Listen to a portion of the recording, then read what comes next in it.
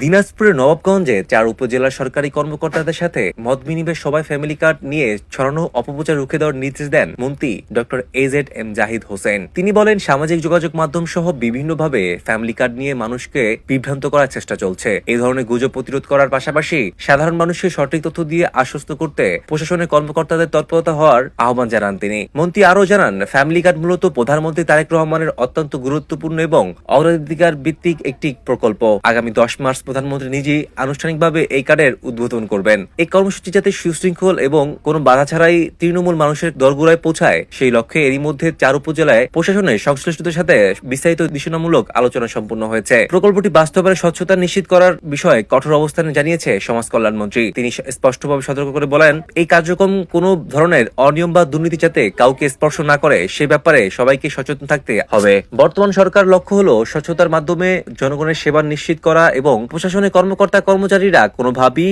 দুর্নীতিতে লিপ্ত হবে না বলেও আশাবাদ ব্যক্ত করেন তিনি।